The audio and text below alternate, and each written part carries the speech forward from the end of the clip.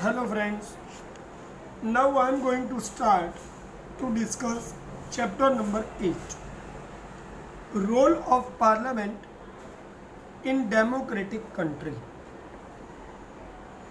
We all want to understand one thing here, that what is the importance of the Parliament. First you understand, Parliament is a place to gather our elected representatives who present our voice in front of the government. So, importance of the Parliament is uncountable. Frame the law, ask the questions to the government. These are the main two part of the activity of Parliament. Remember. So, if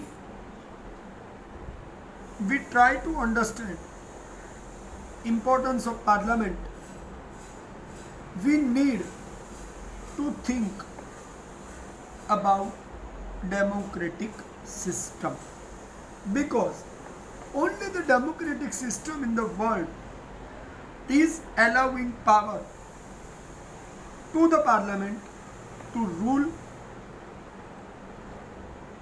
to frame the law,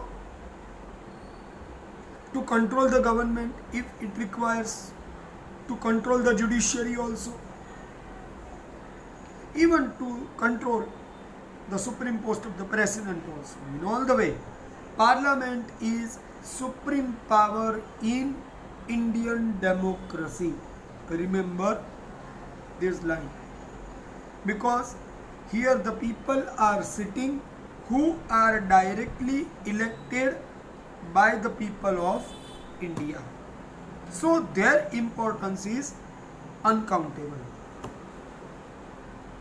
Generally, we are electing our leaders by casting the vote on every term of 5 years. The elected leaders and representatives are sitting in the Parliament, and out of these elected leaders, the government to administrate the nation will be formed in democracy. In that way, the government is bound, responsible and answerable to clarify the doubts and queries of members sitting in the Parliament and provide. See, this is the responsibility of government towards the Parliament, because Parliament has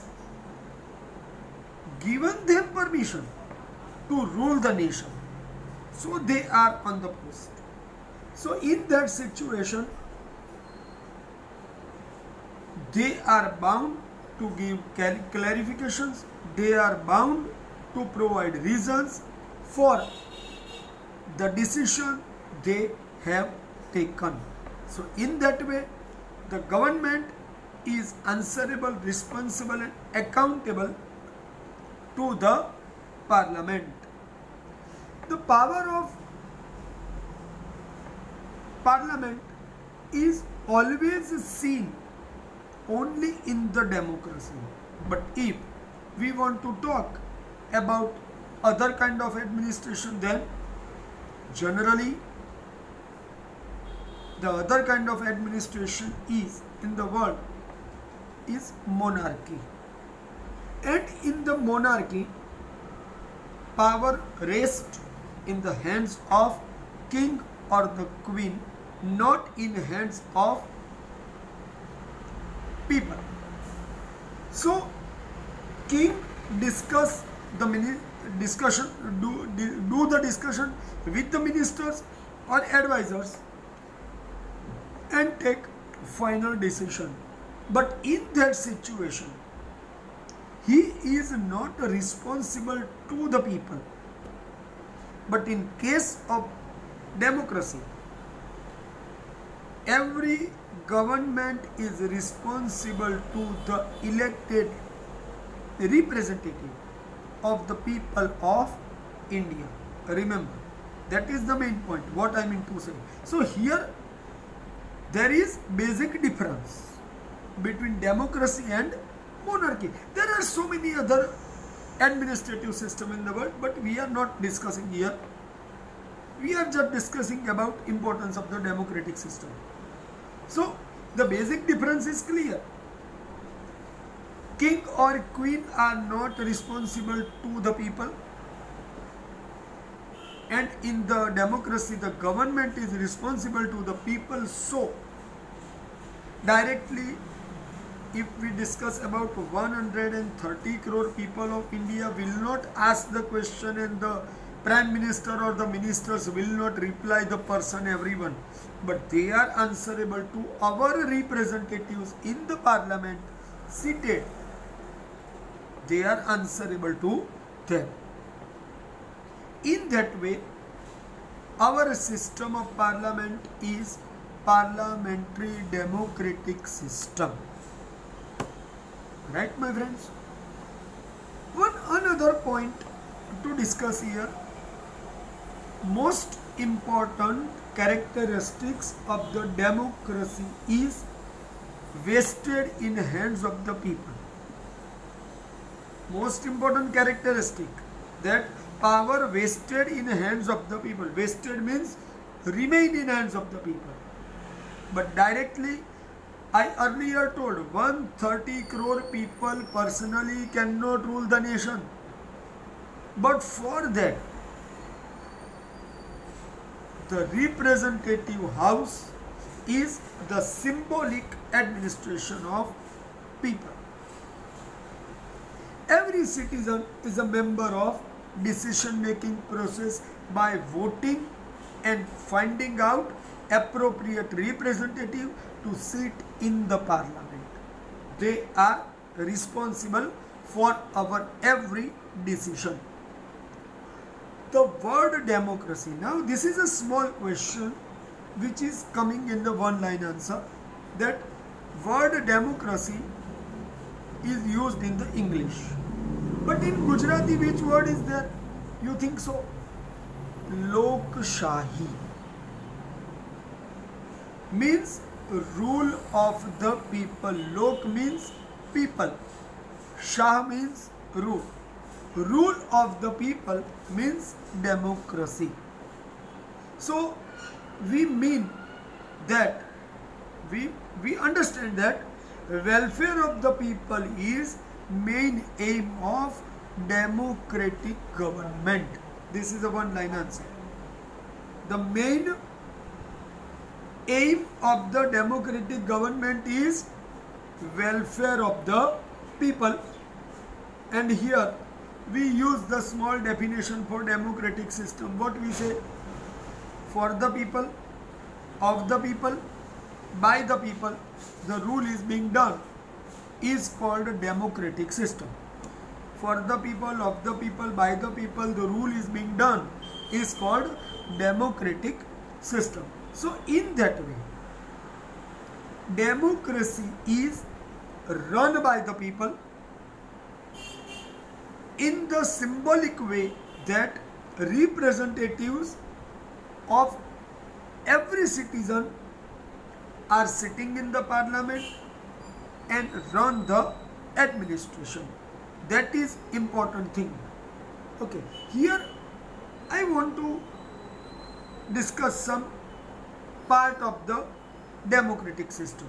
There are two types of democratic system in the world. It is being given in the diagram in your textbook. The first type of democratic system is parliamentary system, in which we are, and other democratic system is presidential democratic system. Now you understand what is the meaning of presidential democratic system. In the presidential democratic system, president of the nation is completely responsible person. to any decision. In the presidential democratic system, president is completely responsible for any decision in democratic system. Here in presidential democratic system, generally we see two type of the government. Unitary government means single house government, and federal government means central government is the differently work and the state governments are differently work. It is called federal government. In parliamentary system of governance, also the same problem or the same feature, unitary government and federal structure. In India, the parliamentary government is in administration and they follow federal structure of democracy. Means the central government, which is monitoring and supervising every activity of the nation, sitting in the New Delhi, is considered as the central government, with the cooperation of every state government for their respective state. So in federal structure, the state governments are different in every state and the central government is different in terms of the ruling and administrating the nation. So it means state governments are being decided by the citizen of the respective state and will have power only in the specific state. Their laws will be implemented only to their respective state. But central government's power will remain in all over the nation. So it means in the federal structure there must be balance of power is required between central government and state government. Unitary government generally is not seen in democratic system, and unitary government directly run by the single administration in all over the nation. But it is not followed and everyone is following the system in which unitary government is not working in India. So remember, in India the unitary government is not there, but parliamentary system of governance is there, and in parliamentary system of governance the federal structure is established and remain in India to follow. So understand that our system is parliamentary system, and in parliamentary system the federal structure has importance to follow, and due to that our central government and the state governments are working in different way and in collective efforts to cooperate each other for the welfare of nation. Both are working together. Also here I want to add one thing more, that under this whole administration, for the city level the municipal corporations are in the administration, the village panchayats are in the village administration. So both are working in their own way, in their respective manner for their respective places. So keep in your mind, village panchayat are looking for the village administration, the municipal corporation is looking for the municipal administration, and generally our administration is given power by the people of India for ruling the nation. Right, my friends? So here I discuss the forms of government and the administration with you. Okay, my friends?